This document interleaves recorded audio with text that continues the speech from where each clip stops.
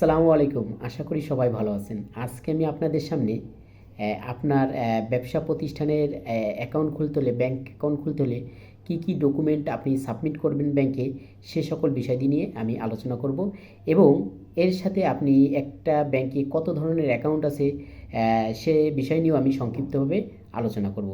তাহলে আসুন প্রথমে আমি আলোচনা করি একটি ব্যাংকে আপনি যখন আপনার ব্যবসা প্রতিষ্ঠানের কোম্পানির ব্যাংক অ্যাকাউন্ট খুলতে যাবেন তখন আপনার কী কী ডকুমেন্ট সাবমিট করতে হবে।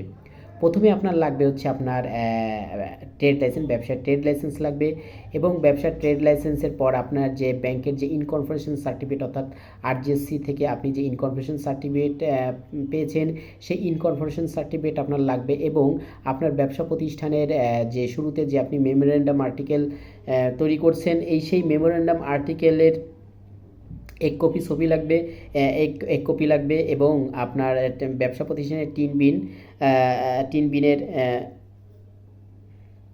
ফটোকপি লাগবে। এরপরে আপনার লাগবে হচ্ছে আপনার যে আপনার যে ব্যবসা প্রতিষ্ঠানের আপনার যে শিডিউল 10-12 আছে সেই শিডিউল ফর্ম 10-12 লাগবে এবং ব্যবসা প্রতিষ্ঠানে যে সকল সদস্যগণ আছেন অর্থাৎ একটি ব্যবসা প্রতিষ্ঠানের সদস্যগণ আছেন সেই সদস্যগণের আপনার ভোটার আইডি কার্ডের ফটোকপি এবং তাদের পাসপোর্ট সাইজের ছবি লাগবে। সর্বশেষ যে ডকুমেন্টটি লাগবে সেটি হচ্ছে আপনার বোর্ড রেজলিউশন কপি, অর্থাৎ একটি বোর্ড দ্বারা সিদ্ধান্ত হবে যে বোর্ড কোন ব্যাংকে এবং কোন ব্রাঞ্চে তাদের অ্যাকাউন্ট খুলতে চায় এবং এই ব্যাংকের যে টাকা উত্তোলন, এই উত্তোলনটার যে সাইনিং পাওয়ার এই পাওয়ারটি কে থাকবে, সেই সিদ্ধান্তটি আসতে হবে হচ্ছে বোর্ড থেকে। অর্থাৎ বোর্ড যে সিদ্ধান্ত নেবে সেই সিদ্ধান্তর একটি লিখিত যে দলিল যাকে বলা হয় ব্যাংক বোর্ড রেজলিউশন কপি, এই বোর্ড রেজলিউশনের একটি কপি কিন্তু আপনার ব্যাংকে অবশ্যই সাবমিট করা লাগবে, তাহলে আপনি একটি ব্যবসায়ের ব্যাংক অ্যাকাউন্ট ওপেন করতে পারবেন। এখন আসুন আমরা জানবো যে একটি ব্যাংকে সাধারণত কয় ধরনের অ্যাকাউন্ট হয়ে থাকে। একটি ব্যাংকে সাধারণত 4 ধরনের অ্যাকাউন্ট হয়ে থাকে, তা হচ্ছে আপনার সেভিংস অ্যাকাউন্ট, কারেন্ট অ্যাকাউন্ট যাকে আমরা সিডি অ্যাকাউন্ট বলি এবং আছে হচ্ছে ডিপোজিট অ্যাকাউন্ট যাকে আমরা ডিপিএস বলি এবং আছে ফিক্সড ডিপোজিট অ্যাকাউন্ট যাকে আমরা এফডিআর বলে থাকি। এখন আমরা এই প্রত্যেক অ্যাকাউন্টের একটু সংক্ষিপ্তভাবে আলোচনা করব। সংক্ষিপ্তভাবে আলোচনা করতে গেলে প্রথমে আপনার সেভিংস অ্যাকাউন্ট হচ্ছে এমন একটি অ্যাকাউন্ট যে অ্যাকাউন্টে আপনি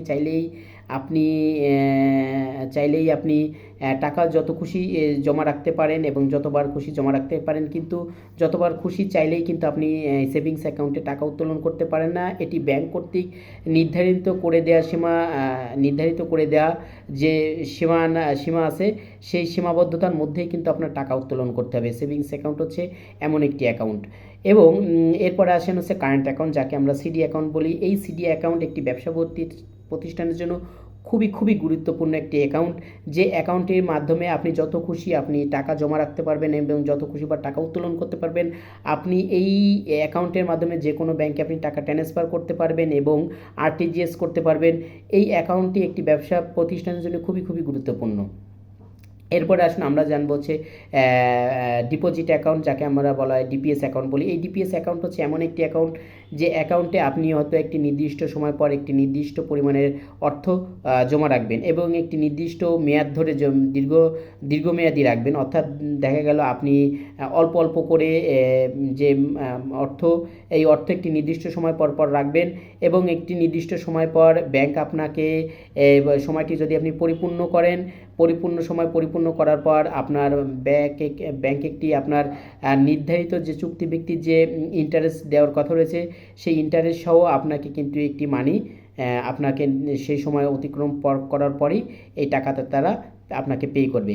এরপরে আসুন আমরা জানবো ফিক্সড ডিপোজিট যাকে বলা হয়েছে এফডিআর কিন্তু একটি খুব সুন্দর একটি অ্যাকাউন্ট। এফডিআর হচ্ছে আপনার যে অর্থ রয়েছে গচ্ছিত অর্থ, সেই গচ্ছিত অর্থ ব্যাংকে কোনো অ্যাকাউন্ট খুলে সেই অ্যাকাউন্টে ফিক্সড ডিপোজিট করে রাখা এবং এই ফিক্সড ডিপোজিট করার মাধ্যমে ব্যাংক আপনাকে কোয়ার্টারলি অথবা 6 মাস অন্তর অথবা ইয়ারলি কিন্তু আপনাকে ইন্টারেস্ট দিবে এবং এটি হচ্ছে আপনার চুক্তিভিত্তিক। আপনি কেমন মেয়াদে এবং কত ইন্টারেস্টে আপনি ব্যাংকে ফিক্সড ডিপোজিট করতে চান সেটি হচ্ছে আপনার বিষয়। এই হচ্ছে আমাদের আপনার ব্যাংকের সংক্ষিপ্ত অ্যাকাউন্ট নিয়ে সংক্ষিপ্ত আলোচনা। ধন্যবাদ সবাইকে। এরপরে কোনো আরও ভালো কোনো ভিডিওর মাধ্যমে আপনাদের সামনে উপস্থিত হব। ধন্যবাদ সবাইকে।